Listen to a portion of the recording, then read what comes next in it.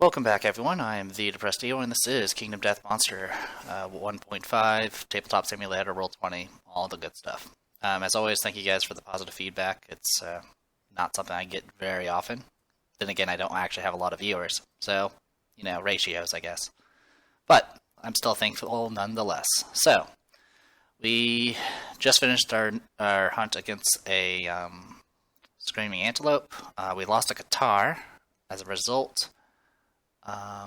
Renazuki lost a leg. So he has intracranial hemorrhage and a dismembered leg. So he's doing good. He's doing good right now.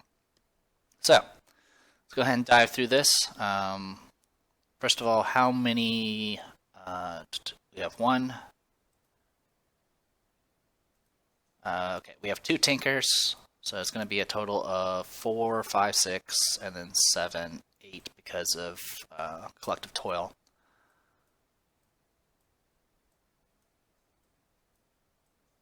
Alright, and let's see. Settlement phase. What is this volumes thing? I do not know. I don't know what that is from. In any case, let's see. Set up, settlement, blah, blah, blah. Survivors return. I guess I can do that right now. Boop. Boop. And that's it.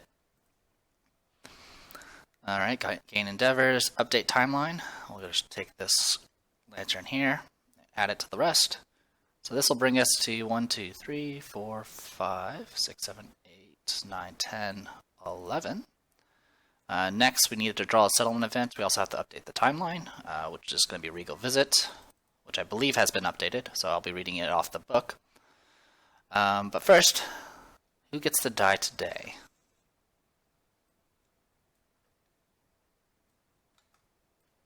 Dark Trader. Okay, a corpulent man reclines on a chair carried on the backs of 4 cloaked men. He offers to sell the settlement many amazing treasures. Each item may be purchased once. Really the only one that is even remotely worthwhile is the pink stone. The pink stone, you could have a high chance of getting a founding stone, which founding stones are amazing. And there's a 10% chance that you can get the Immortal Disorder, which is amazing when you're insane. Essentially, it makes it so you can just soak hits like crazy. So I may consider this. We'll see. We do have a lot of our spare resources, like Canthus plants and so forth. And then, alright, let's go ahead and do the Regal Visit. I'll go ahead and show the picture off, just as always. So, time is not the right one. Story events, there they are. Alright, so Regal Visit. As always, these are a bit graphic, so take it for what you will. Because we're going to be visited by the hand. And this is kind of the general idea for it, but I'm going to read it from the book, so don't go off this. So, Regal Visit. Let's see. That's principal.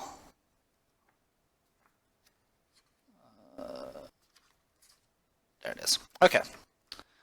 So yeah, I'll be reading off the book, so if it's different, that's why. The hand strides into the settlement. The survivors' thoughts vanish as they fall to their knees, struck dumb by its glorious, incomprehensible presence. Add the hand to the Nemesis encounter list. Add Nemesis encounter the hand, level 1, to the timeline 2 years from now. So, that is, like I mentioned in the previous videos, it used to be just the hand, and if you were to do something like, challenge during this event, it would mean that the one that you fight 2 years from now would be level 2. Now it specifically says in the book, the hand level 1, so even if we do the challenge, we will still fight a level 1 2 years from now, which is good. Anyway, the hand begins the inspection. So we need to roll 1d10, and I do have some rerolls amongst the survivors, but we'll see what we get first. 2.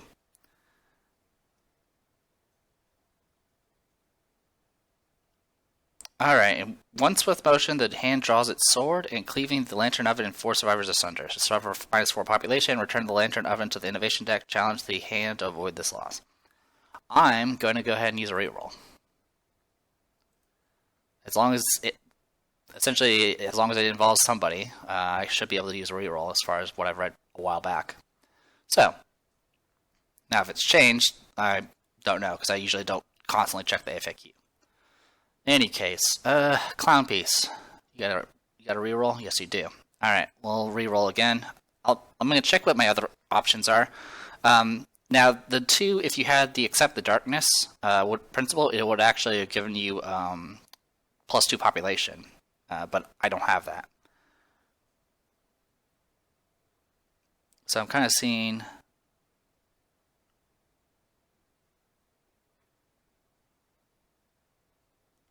Yeah, they're all really bad, but I might just challenge it and just go from there. Yeah, I mean, the only thing... So I'll show it here still, because I think it's still the same. In fact, I think it is the same.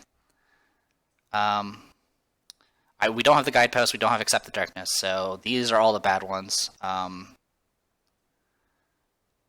We either lose 4 survivors and the Lantern Oven. We can lose all of our resources and 1 population. Or we can lose the person with the highest hunt experience. This is the only one that's remotely good. The problem is, I have Survival of the Fittest, so the only time I can get this is on an 8. And if you have Survival of the Fittest, what will happen is,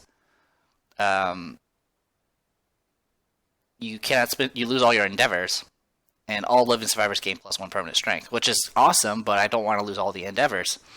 So I think we're going to have to do a challenge. But since we are, like I mentioned before, it won't increase the level. That's the good news. So I guess we'll be doing a special encounter first, which will be, I guess, its own little video, which will be this one. So, first things first, I need to take... I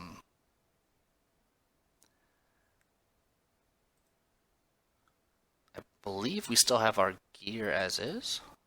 I don't remember. I usually just set the gear however I want. So, we're going to be going up against the hand, which I guess I should probably see if it's been changed in the encounter thing too. So, Showdown. Let's see, White Lion, Screaming Antelope, Phoenix, Kingsman, Butcher, the Hand. Okay. Alright.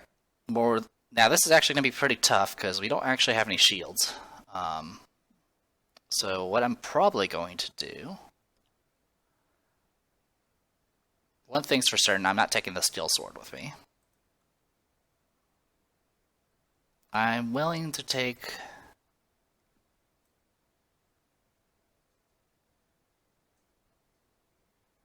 the Founding Stone with me. We don't have any spare fresh acanthus, I don't think. We do not. Or sorry, we don't have any dried acanthus. So that's that. In fact, I'm not going to risk those.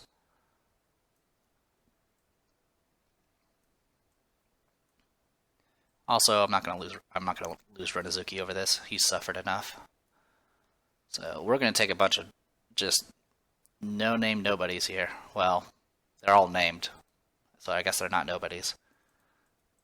What do we got here? 1 hunt experience. Sounds about right. Alright, we'll take Sine.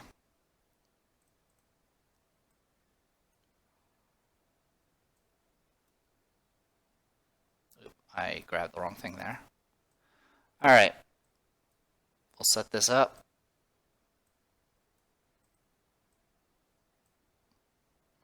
We don't really need these returning survivors anymore. I'm not going to worry about saving right now because all I did was change the damage they took. And I can just do that next time I send them. Alright. So we'll send Sine. What do you got, Saren? Alright, we're taking Saren, which I don't even have a handout for.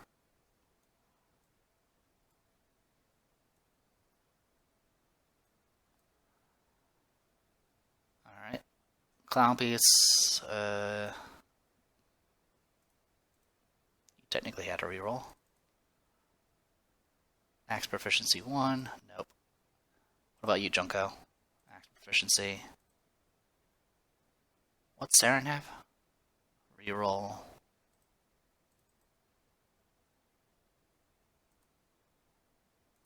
Alright. Conoco, what do you got? Same situation. Alright, Conoco, you're going. I believe Momiji has stuff. No, you don't. Alright, then you're in. How about Swaku? Okay, this will be the team then. Swaku. Alright, Saren, you've been spared. Alright, so we're looking at Conoco, Sune, Omiji,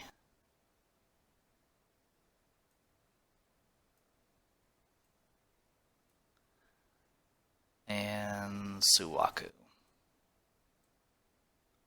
These people will probably die, but we'll try. That's all I can promise.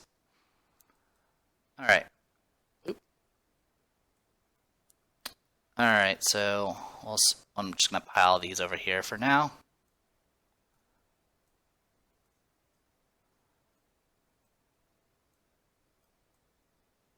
Got 2 iron, which is great. Alright. So we have this group. Let me be right back. I will see what sort of stuff I will try to put together here. So, BRB. Okay, I think I got some of it set up. I'm going to go ahead and deal with departing survivors and all that stuff. I'm pretty sure I still get those benefits. Max survival is 5. So that'll bring everyone up to max easily enough. Nothing into particular about the gear setup. Only thing I really did was I moved the monster grease to Conoco, so now she has the most evasion. Then I set up some of the tabs to set up certain aura colors, which I'll talk about in the, well, I guess I'll talk about right now. So, I did go ahead and draw 10 basic attack cards, because that is what is required. So level 1, the hand has 10 basic AI cards, 5 movement, 14 toughness. Has red lens closed, blue lens closed, polarized aura, green lens closed, ghost step, impossible odds, and applause. So, I guess I should probably get those set up too. Eyes? No. Eye?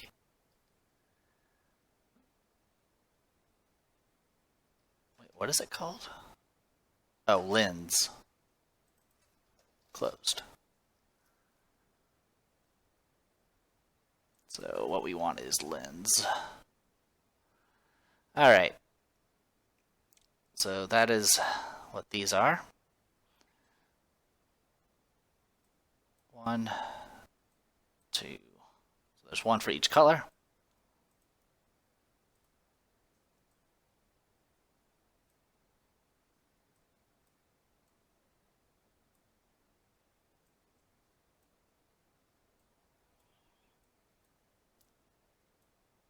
And what they do,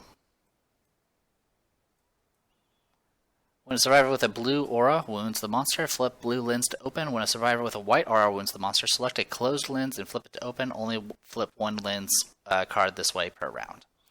And when it's open, which I'll just show off here real quick. Not too worried about it because I don't plan on attacking. While red lens is open, the hand gains, and it shows a little eye symbol, red eye symbol. While the red lens is open, attack rolls from survivors with a red aura only hit on a perfect hit. So after you wound the thing, it essentially adapts to you, and you have a lot more trouble dealing with it. Also, its eye actually has a bunch of, its lashes are hands, by the way. Essentially all of its attack rolls and stuff, and the trap card, I believe, have these little symbols on them. And essentially, he gets stronger as you wound him. There are negative traits if he has like all the lens open, because it might do something to him in certain cases. But in most cases, the more lenses that are open, the more screwed you are. So I don't plan on hitting him. There's only one situation where I may try to attack him, and we'll see. As for the starting setup, he is set in the middle, and he starts on top of a giant stone face. We also get a stone column, which we can set anywhere. Doesn't really matter where. I'm just going to do, I don't know, something like this. And then we do get 2 acanthus plants just because of our armor, which we'll grab in a second. We do get 1 random terrain card. And we start at the bottom. So let's do the random terrain real quick. Ready, set, go. Alright, we get a topple pillar, and then on top of that we will also get the acanthus plants. Okay. So topple pillar, essentially you can go behind it and hop over it as part of an action. It's not that useful, but we'll get it out. So set up at least 5 spaces away from the monster. Sorry if you didn't see all of it because it's cut off because of the way the section's set up. 4 spaces away from all terrain. That is done. All right. And then this has to be, what, 6 spaces away from all acanthus plants? So something like that, I guess. All right. So we'll do something like this for now. All right. And then let's go check out monster cards. The hand. I'm not going to worry about pulling out a lot of these because it doesn't really matter. AI card special. Alright, so we already went over the lenses, impossible eyes. The hand can see everything. When the hand suffers a wound, place a token on impossible eyes instead of moving a card to the wound stack. At level 1, if there's 12 tokens, when the number of tokens reaches the limit, remove them and flip this card to respect. Essentially, there are 2 victory conditions for this battle. You can either endure his attacks for essentially 10 rounds in this case, or you can try to do enough damage that he respects you. Polarized aura. If the survivor has the same number of red, green, and blue affinities, they have a white aura. If the survivor has more affinities of any color, red, blue, or green, their aura is that color. A survivor's aura may have at most 2 colors. So if you have like a tie between like blue and red, you'll be a red-blue aura. So Kaneko has 2 red, so she is a red. Sune has nothing, so she's white. I went ahead and made Sawaku 1 red, so she's red. And then I went ahead and made Momiji blue, so she has 1 blue. So that's the plan there. Other than that, let's go ahead and take a look at... Oh, Ghost Step. Ghost Step has unlimited range. Move the target monster until it passes through the target, then stop and turn to face the target. Any survivor the hand passes through while performing Ghost Step suffer 1 brain damage per monster level instead of collision. Any survivors the hand ends its movement on while performing Ghost Step suffer collision normally. So essentially it just rams through you and makes you go crazy. And since I don't have Embrace the Darkness or whatever it's called, that's actually dangerous for me. In fact, it's very dangerous because none of these people actually have... Well, a few of them have a little bit of insanity, but majority of them don't. And then, at the start of the showdown, place this card face down at the bottom of the AI deck. The survivors, and then this is the other victory condition. When you flip this card over, you finish, and you'll go through this stuff. I'm not going to worry about it right now. I don't actually have that card. Essentially, it's just once we're out of AI cards, the next round it'll finish. Anyway, speaking of AI cards, I'm going to go ahead and shuffle this. I'm going to shuffle the hit location deck, and that is it. There's only 17 hit locations. And the survivors are defending their home. They go first, so we go first. So we got that going for us. So usually the way I fight this thing is I usually have like shields at this point, and I would just, spend my actions setting up shields and then dodging and surviving that way. I don't have that, so there's a good chance I'm not going to survive this. So, we're going to go ahead and just get started. Sawaku is going to go ahead and check the acanthus plant. I didn't bring the sickle along. I was kind of afraid that I wasn't sure if there's actually anything that involved like breaking things, so I was not going. Actually, there's no point in me searching it because loot hasn't been put back in the decks yet. So we're not going to worry about it then. It's there if we ever need survival, I guess. In any case, so really all we want to do is set up our position in a way that we're not too far away from each other, as well as not in a position where the hand will hit multiple targets at the same time. So we're just going to do something like 1, 2, 3, 5. 1, 2, 3, 4. 1, 2, 3, 4. 1, 2, 3, 4, 5.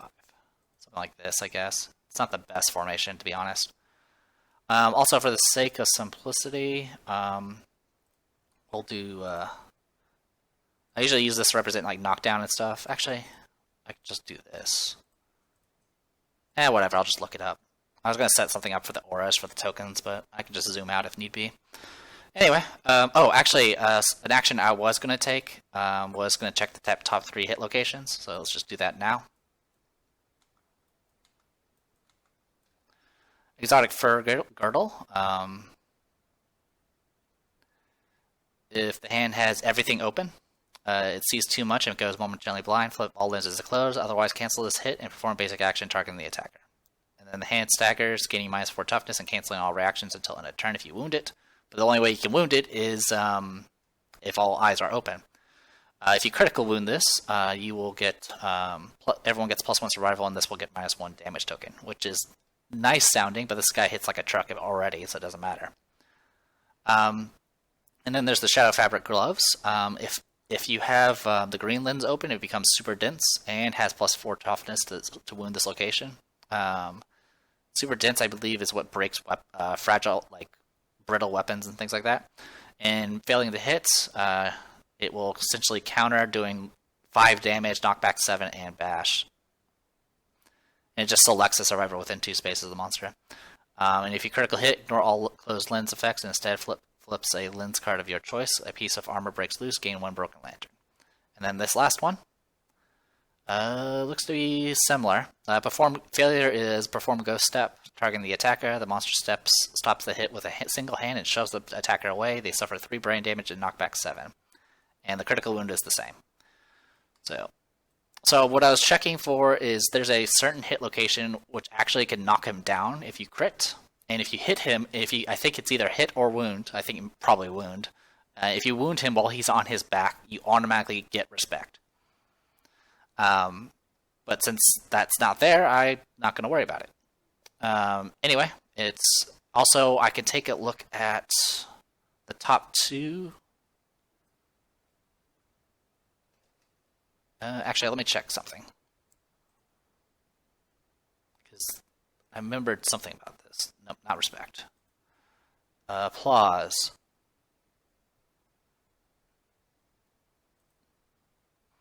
I believe you can't move. I think you can't manipulate AI cards that have been flipped. So I think for right now I'm okay.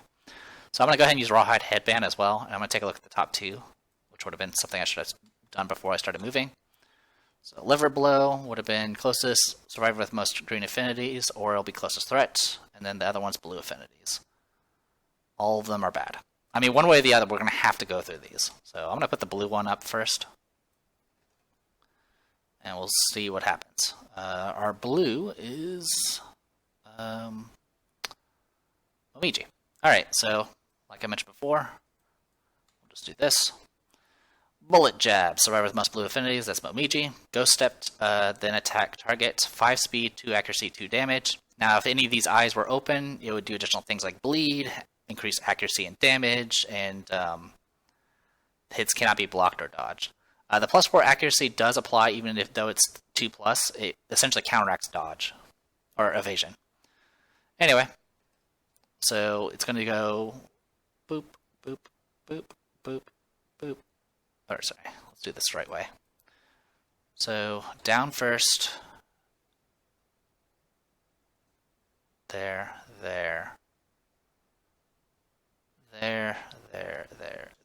Also, monster controller right now is Konako.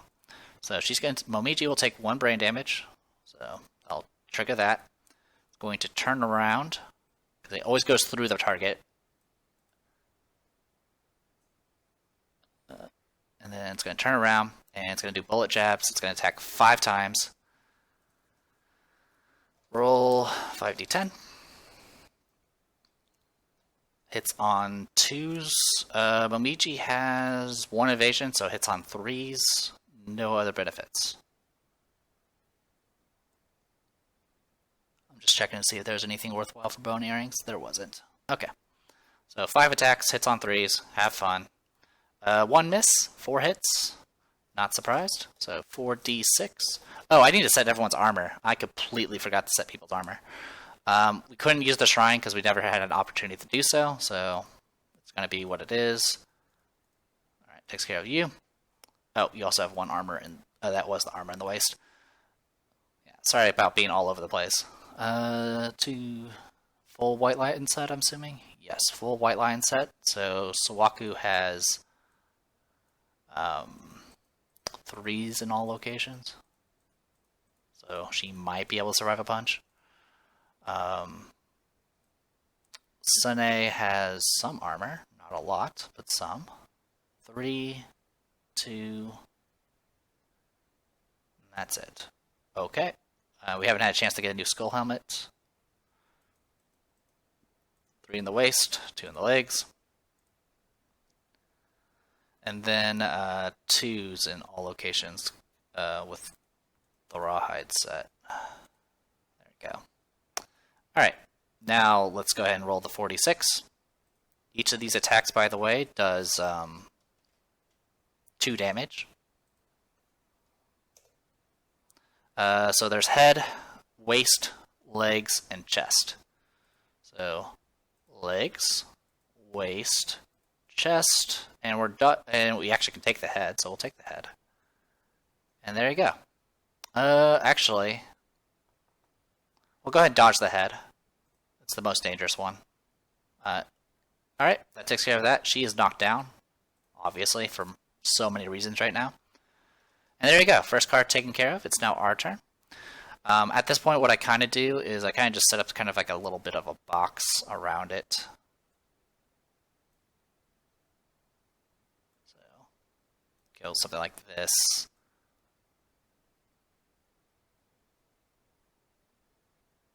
Maybe not exactly like that. We'll do something like this. Kaneko will shout up Momiji. Keeps the point. Also, does anyone have any actual disorders? Yeah, these are all fresh. Okay. So we'll do that. I'm not going to bother looking at the next card. I already know it's liver below, so we already know what it is. It's going to go after the closest threat. So we'll have Sune take the next hit. We'll do something like this. So as long as it's closest threat, because yeah, we can see the top. We have leather headbands. We know what the top is. Yeah, closest threat. So yeah, we'll be something like this.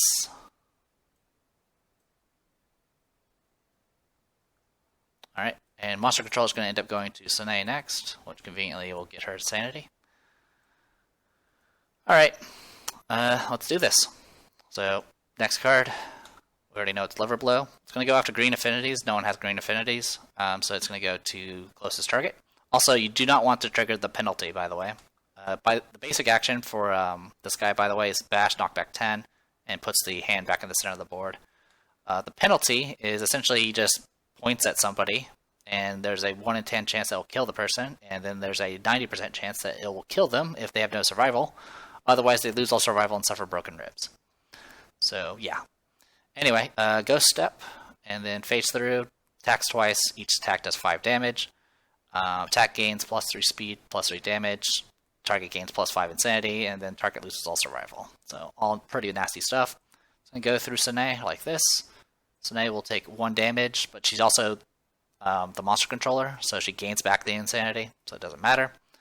And then it's going to attack twice. It hits on 3s, because I believe Sune has 1 evasion. She does. So that takes care of that, and she doesn't have anything else that helps. So, 2d10 hits on 3s. Both hit. Both to the head. So there's no point in me dodging it. It's going to splat her head right now. So she's going to suffer a severe injury to the head. I'll go ahead and roll 1d10 and see if she survives. 9. That is not bad. She does have the Screaming Skirt, which gives her a bonus if she ever gets severe injuries in the waist, but that is not the case here. Severe injuries, not brain trauma, head. 9. Shattered jaw. You drink your meat through a straw. You can no longer consume or be affected by events requiring you to consume. You can no longer encourage. This injury is permanent and can be recorded once. Gain 1 bleed token. Alright, 1 bleed. Broken jaw. Can't encourage anymore. And she's knocked down. Could have been a lot worse. Could have been a lot worse. Alright. I'm going to go ahead and take a look at the top 2 AI cards and see what's coming.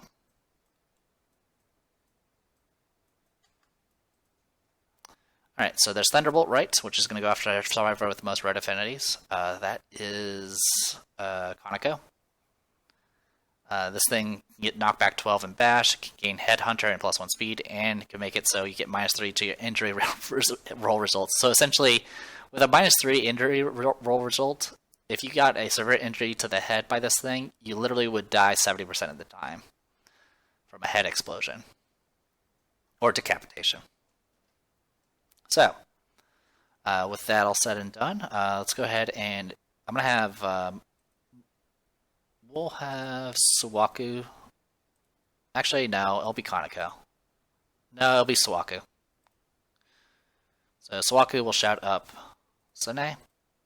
We already know who's going next, so we'll just do something like this, this, and that. And the other one is Take Your Best Shot, which we'll talk about duration cards later. Alright. And that should take care of all of that.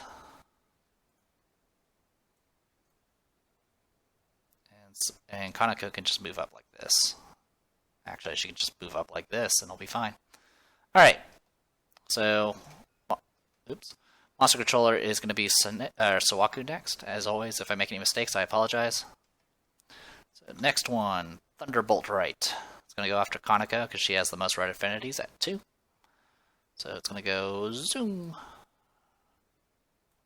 And she's going to take 1 brain damage. So she's no longer insane. She has 1 evasion base. And then she has 1 evasion from her Rawhide Vest. And then she has 1 evasion from Monster Grease. So that brings her up to +3 evasion. This thing hits on 4s, so it now hits on 7s. Speed 2. Alright. Roll 2d10. It hits on 7, so it hits once. She's just going to dodge. I'm not going to even check. Alright, I don't keep the point, though. Alright, so that attack didn't actually hit. Good times. Yeah, 7 damage. It would have... Whatever it hit, it would have done a severe injury. Alright. So now it is our turns again. We'll set up like... well, 1, I can check the top 2 cards again. Soft Chuckle. All non-survivors lose 1 survival and roll 1d10.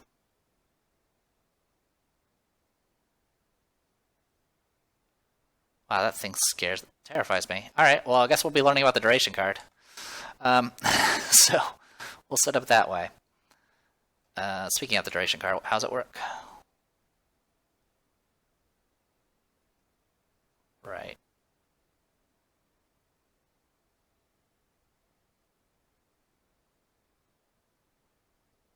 Okay.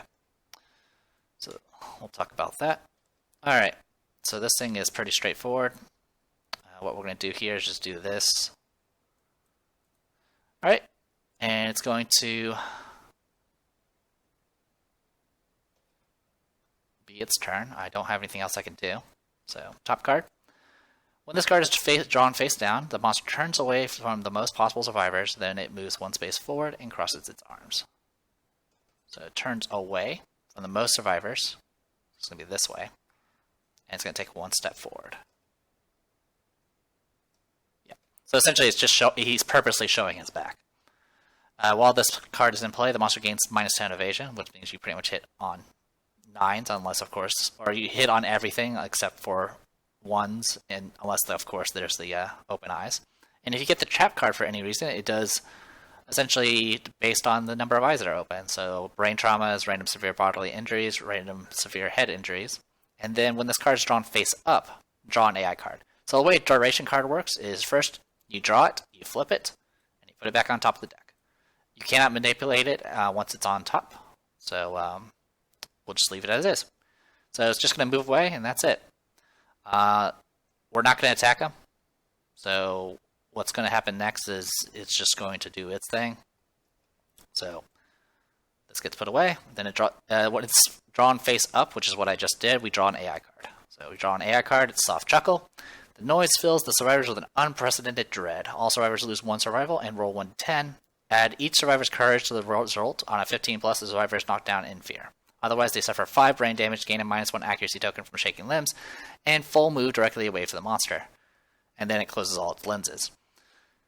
So no one in this group has high enough courage to actually make the 15+. So everyone's going to lose 1 survival, and everyone's going to suffer a brain trauma. So yeah, everyone's suffering a brain trauma because it does 5 brain damage, and there's no way we can stop that. Alright, so I'm going to roll 4d10, and it's going to go left to right, so based off the tabs up top here. So Momiji, Sawaku, Sune, and Kanako in that order. So roll 4d10. Okay, so we'll start with Momiji. I have a reroll, so I'm going to go ahead and reroll it, because that 1 would have been killed. I'm rolling for brain traumas, by the way. 2. Well, that's still going to kill her. Yep, so that's going to kill her. She dies. So that is a dead Momiji.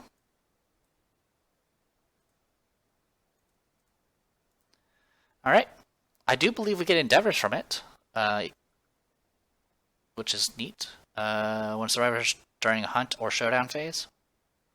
Yeah, it's a showdown phase, so yeah, we'll get 2 endeavors from that. So yay us. You know what, I'll go ahead and add them now.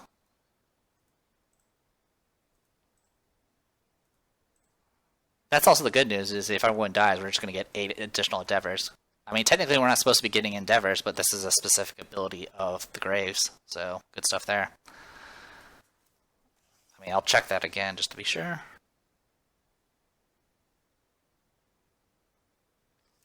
Yeah, actually, I can check that now. Boop.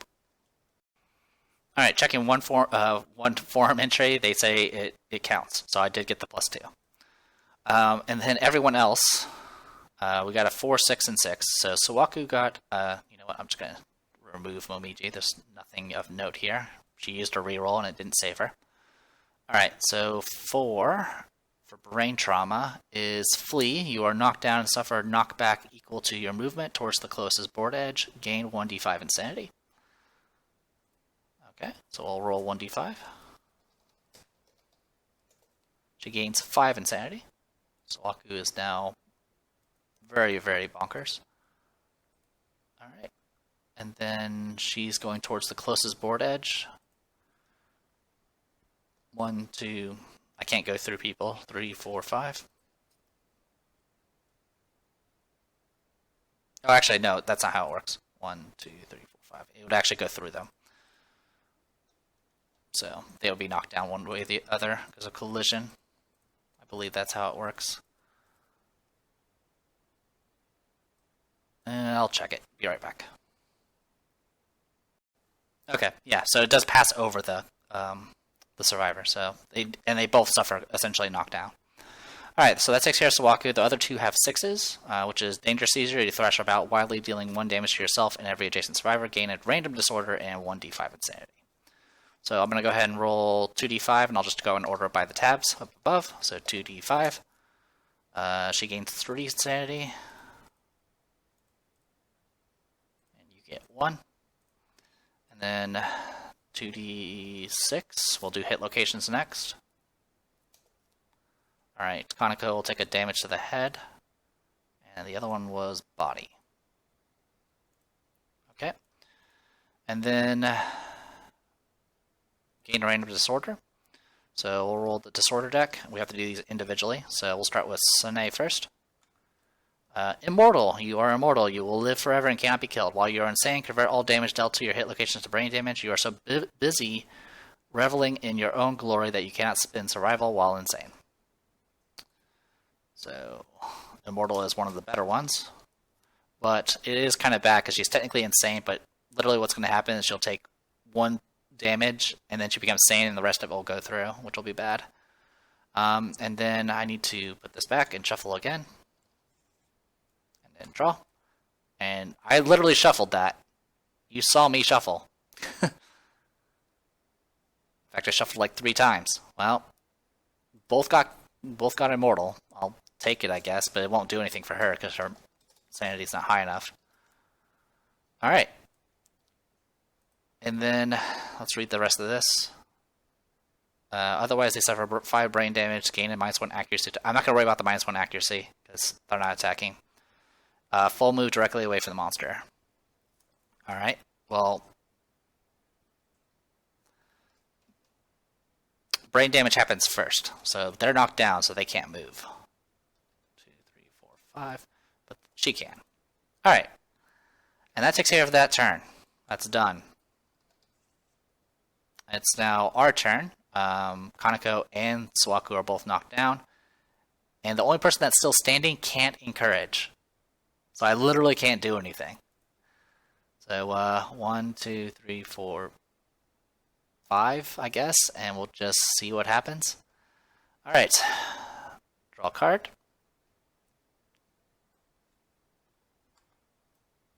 Alright, full powered flick. When this is drawn face down, the monster proudly raises a single finger. When this card is face up, target the survivor with the most armor points. Target is doomed to perform Ghost Step, then attack a target. And if this had the red trigger on it, it would do knockback 19 and bash.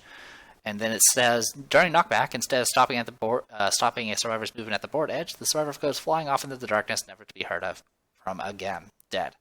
So essentially, this guy is going to kill you with a single flick of his finger. Now the good news is it's a duration card, so it just flips right now, and then it hits our turn, and we get back up.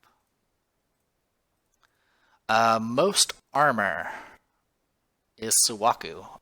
Yeah, 15 armor. Yeah, definitely her. So what we'll do here is 1, 2, 3. 1, 2, 3, 4, 5, and 1, 2. Alright. It's now going to hit our turn now. It's face up. Target is doomed. Ghost Step. And then attack. So Suwaku will take 1 brain damage. And then she's going to get hit by this. I'm doomed, so I cannot dodge this. It's 2 speed, 2 accuracy. Suwaku has 1 evasion, I believe. 1 evasion. Alright. Takes care of that. So, yeah. Roll ahead and roll 2d10. Hits on 3s. Only 1 hit. I can't dodge it, though. 1d6. Hits the legs. This does 4 damage to the legs. So 1, 2, 3, and bam! Alright, she took it. She took a flick. A single flick to the leg, and it nearly broke her leg. Just making sure I did everything correct. It looks like I did everything right. So, we'll go ahead and move on. We'll just go ahead and get ourselves in position. 1, 2, 3. And do something like this. Alright. Actually, do something like that. Alright, I will take a look at the top 2 AI cards with the headband or whatever. See what's coming up. And no, you can't take the bottom card and manipulate to get on top. Rude Slap and Thunderbolt Right. Does the penalty if we don't do it? Yeah, this is going to be brutal. At this point, we might as well just take what we can get. So we'll set up that way. It's going to be Thunderbolt Right, most red affinities, which is, of course, her. It's going to do this. It's going to do 1 brain damage to Kaneko. Brain damage done. It's going to hit on 7s like before. So 2d10.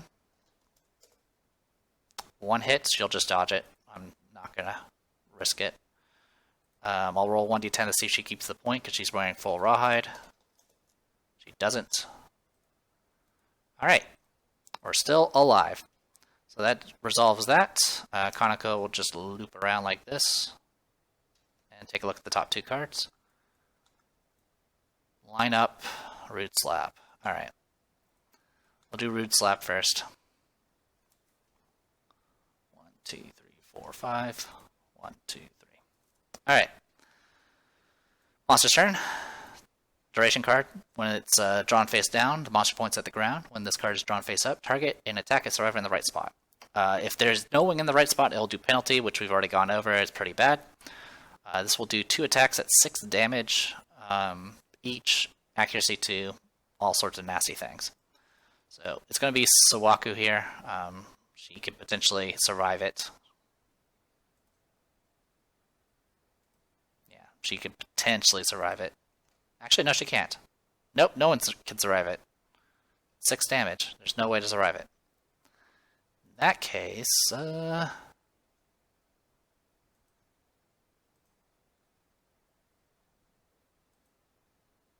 it's going to have to be Sawaku, because I can't dodge otherwise. Alright, just going to stay in place. I'm not going to worry about what's coming up next. Let's go ahead and do it. 2d6, hits on 3s.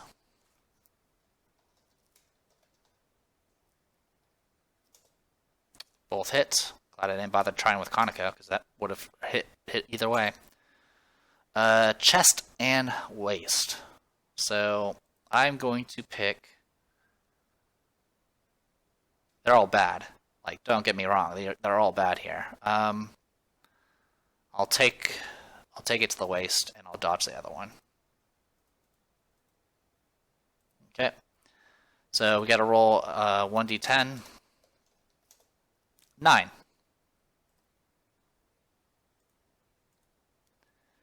Bruised tailbone. The base of your spine is in agony. You cannot dash until the showdown ends. I can't dash anyway. You are knocked down. Gain 1 bleed token. Well, I'm going to be knocked down either way. So do that. And...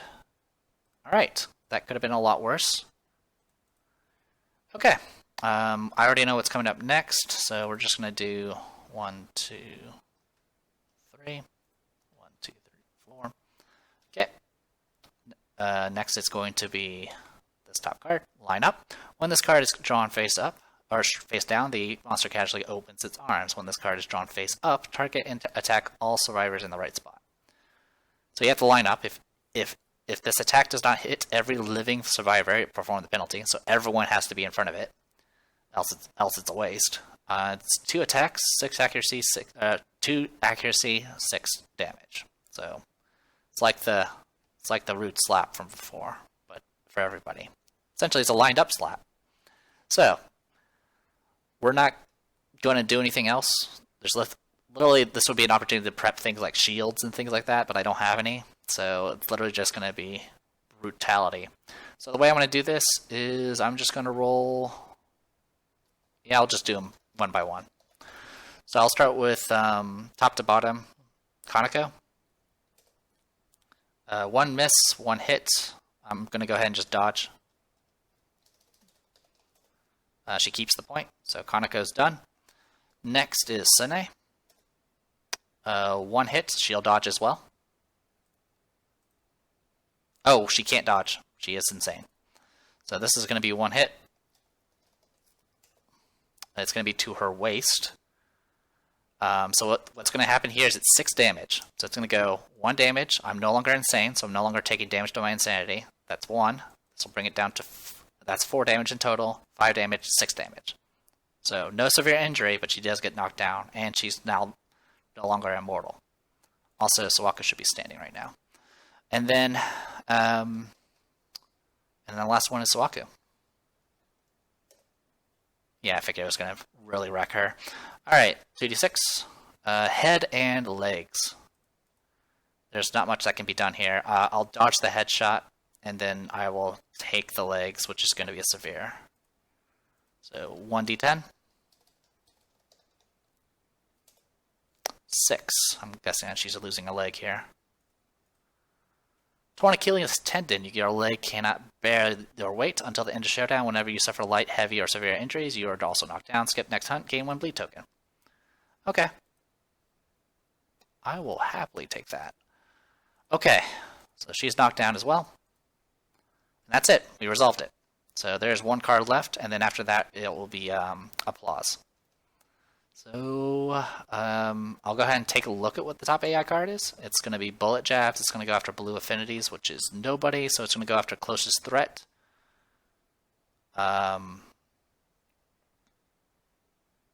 Which will probably be Konako. She's the only one that's standing.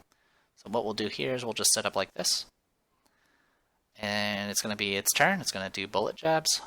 It's going to Ghost Step through her, do one Sanity. And then attack her 5 times.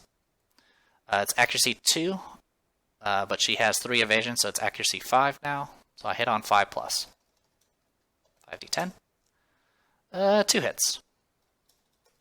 2d6. Legs and waist. She'll take both. Alright, and that is it.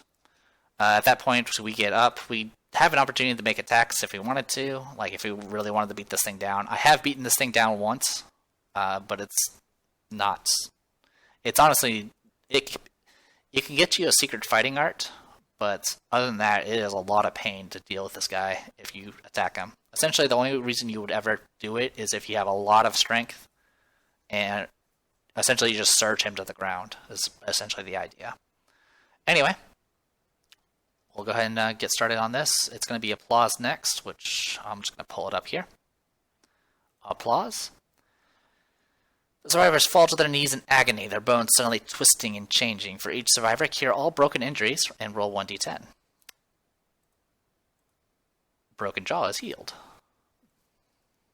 So now she can encourage again. So the good news is her jaw's fixed. Bad news is she's in agony right now. Alright, so same thing as before. I'm going to be basing off the tabs above. So Sawaku, Sune, Konako. Everyone has to roll 1d10.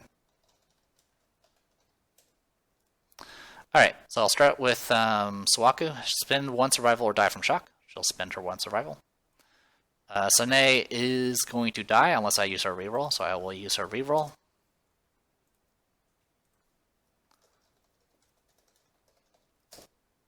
Three, spend 1 survival or die. And then the last one was 9. Gain +1 permanent strength, accuracy, evasion, and a random fighting art. +1 strength, evasion, accuracy. So essentially she's now caught up to like how our newborns are now with, Clan of Death. Still though, the fact she survived is worthy of note. Alright, so random fighting art. Clutch Fighter, when you have 3 or more bleeding tokens, gain +1 strength, +1 accuracy. Kinda meh, but still something. Clutch Fighter. Alright. Next, we need to resolve the actual Showdown results, which I don't know why I closed my book. So let's finish this up. Sorry if everything is a little all over the place. I should have expected that I had to fight the hand. And it's definitely worthwhile now that they've changed the rules of how special the timeline encounters work. Alright. Any victorious survivors may immediately select Fist and Tooth weapon proficiency, regardless of age milestones. Any occurred ranks of weapon proficiency are lost when you switch. Okay. So you can either get... So at level 1, so you get 100 experience. We can also all get Fist and Tooth. So the thing about Fist and Tooth that's just kind of strange about it, because obviously fighting with your fist is generally not the best idea. But if you have specialization in it, you may stand at the start of the monster's turn or the survivor's turn once per round. So essentially you can just stand up after being knocked down without having to be encouraged, which can be neat. And then the Mastery, while a survivor is a Fist and Tooth Master, they gain +2 accuracy and +2 permanent strength. They receive this bonus even when not attacking with Fist and Tooth. And essentially everyone else gets that specialization ability. So, kind of neat. You know what? Why not? I'll just give everyone Fist and Tooth and they'll get a rank in it. I don't expect them to do anything with it. I'm just going to call it Fist, just to simplify it. So, Fist. And I'm doing it in order of the stuff that's listed. So, there you go. Alright. Experience, level up, level up. Alright, so we'll do 2d10 for Sune first. 8, which I'm pretty sure is a fighting art. 8. Gain 1 random fighting art. I'll do that in a second. And then for Kaneko, 16. Gain +1 permanent accuracy. So now Kaneko has +2 accuracy. Boop. So that will actually make it almost worthwhile for her to actually punch things. So, overall, I mean, we lost one person, which sucks, but we did get 2 people with Immortal now. We had one severe injury. We had a few severe injuries, but only one of them was a broken jaw. And that one got healed by the event stuff. Kaneko got a whole lot of stuff out of this. Overall, it's just, for a bunch of newbies and no shields, definitely have no complaints. Hey, look, I got a new inventory item. I don't know if that actually shows up in the video or not. In any case, let's go ahead and put this back. We'll shuffle it and draw. Orator of Death. Okay, cool. Once per showdown, you may spend an action to have all non-death survivors gain +2 insanity. When you die, you encourage all survivors. Very useful. Alright. Yeah, Orator of Death is always a nice one to have. Did I spell it right? I did. Okay. And that takes care of the special encounter. So tell you what, this video's gone on for quite a while, so I'm going to go ahead and split it, and we'll do the rest of the settlement next time, and then we'll be in a position where we can just depart after that. So, I am the Depressed Eeyore, and this was Kingdom Death Monster. See you guys in a bit.